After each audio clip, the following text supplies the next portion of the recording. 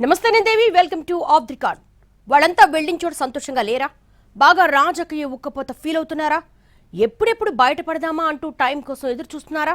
అటు ఒకప్పుడు హవా నడిపి ఇప్పుడు న్యూట్రల్ గా ఉన్న నాయకులు సైతం ఫ్యాన్ కిందకు చేరితే హాయిగా ఉంటుందని భావిస్తున్నారా? ఎవరా లీడర్లు?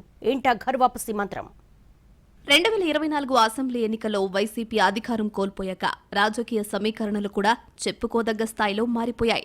అంతకు ముందు జగన్ కేబినెట్లో కీలక బాధ్యతలు నిర్వహించిన ఆళ్ల నాని, మోపిదేవి వెంకటరమణ తెలుగుదేశం పార్టీ కండువాలు కప్పుకున్నారు. ఇక బాలినేని శ్రీనివాసరెడ్డి, సామినేని ఉదయభాను డిప్యూటీ సీఎం పవన్ కళ్యాణ్ నాయకత్వంలోని జనసేనలో చేరిపోయారు. వీరితో పాటు 7 ఎమ్మెల్సీలు, మాజీ ఎమ్మెల్యేలు, రాజ్యసభ సభ్యులు కూడా ఫ్యాన్ పార్టీకి గుడ్ బై చెప్పి కూటమి గూటికి చేరారు. చేరే వరకు అంతా హ్యాపీగానే ఉన్నా ఈ వలస నేతలందరికీ ఆ తర్వాతే అసలు సినిమా కనిపిస్తోందని చెప్పుకుంటున్నారు. పార్టీ మారిన తరువాత ఈ నేతలకు ఆశించిన స్థాయిలో రాజకీయ ప్రాధాన్యం దక్కడం లేదు అన్న మాటలు గట్టిగానే వినిపిస్తున్నాయి. ముఖ్యంగా ప్రకాశం జిల్లా రాజకీయాల్లో ఒకప్పుడు కీలకంగా వ్యవహరించిన బాలినేని శ్రీనివాసరెడ్డి పరిస్థితి ఇప్పుడు ఇంటి కూటికి బంతి కూటికి చెడ్డట్టుగా మారిందని అంటున్నారు. జనసేనలో చేరి రాష్ట్ర స్థాయి ప్రాధాన్యాన్ని ఆశించినా చివరికి జిల్లా పార్టీలో కూడా ఆయన మాటకు అంత విలువ లేకుండా పోతోంది అన్నది లోకల్ టాక్. పార్టీ అధినేత పవన్ కళ్యాణ్ స్వయంగా హామీలిచ్చినా అమలు కావడం లేదని, ఏం చేయాలో అర్థం కాని గందరగోళంలో బాలినేని ఉన్నారు అన్నది ఒంగోలు వాయిస్. ఇక చీరాల రాజకీయాల్లో ఒకప్పుడు హవా నడిపిన ఆ మంచి కృష్ణమోహన్ కూడా ఇప్పుడు డైలమాలో ఉన్నారట. గత ఎన్నికల్లో టికెట్ దక్కక కాంగ్రెస్ లో చేరి ఓడిపోయాక రాజకీయంగా సైలెంట్ అయ్యారు ఆయన. గతంలో ఏ పార్టీలో ఉన్నా ప్రభావం చూపిన ఆ మంచి ఇప్పుడు మౌనంగా ఉండడం కూడా చర్చనీయాంశమైంది. మరోవైపు జగన్ కేబినెట్ లో ఉప ముఖ్యమంత్రిగా పనిచేసిన ఆళ్ల నాని కీలకమైన వైద్య ఆరోగ్య శాఖను కూడా నిర్వహించారు. ఎన్నికల తర్వాత ఆయన వైసీపీ అధినాయకత్వంతో విభేదించి టీడీపీలో చేరినా పెద్దగా గుర్తింపు దక్కలేదని ఫీల్ అవుతున్నారట.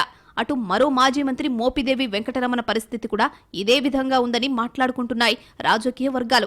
వీరితో పాటు కృష్ణా జిల్లాకి చెందిన మాజీ ఎమ్మెల్యే సామినేని ఉదయభాను పరిస్థితి కూడా అలాగే ఉందని అంటున్నారు. జనసేనలో చేరి ఏడాదిన్నర గడుస్తున్నా ఆశించిన స్థాయిలో గుర్తింపు లేదని ఆయన సన్నిహితులతో అంటున్నట్లు తెలుస్తోంది.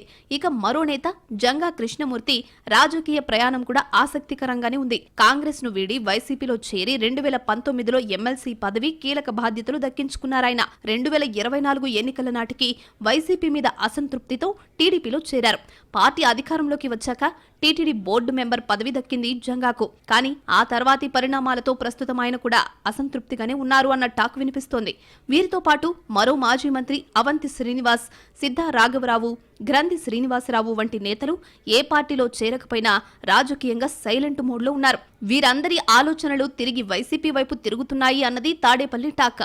అప్పట్లో వైసీపీని బలహీనపరచడానికే చేరికల్ని ప్రోత్సహించారే గాని తర్వాత వారికి ప్రాధాన్యం ఇవ్వాలనే ఉద్దేశం కూటమికి లేదు అన్న విశ్లేషణలు సైతం పెరుగుతున్నాయి ఏపీ రాజకీయ వర్గాల్లో.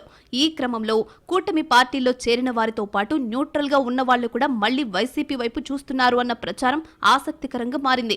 ఇప్పటి వరకు ఎవరూ ఎక్కడా బయటపడలేదు గాని అధినేత నుంచి గ్రీన్ సిగ్నల్ వస్తే ఘర్వాపసి మంత్రం పఠించాలని అనుకుంటున్నట్టు వైసీపీ వర్గాల్లో చర్చ జరుగుతోంది. అయితే వారి మనసులో ఏముంది? రీజాయినింగ్స్ విషయంలో జగన్ ఎలా ఆలోచిస్తారు? 2029 టార్గెట్ గా పాలిటిక్స్ ఏ టర్న్ తీసుకుంటాయి అన్నది ఇక్కడ ఇంట్రెస్టింగ్ టాపిక్.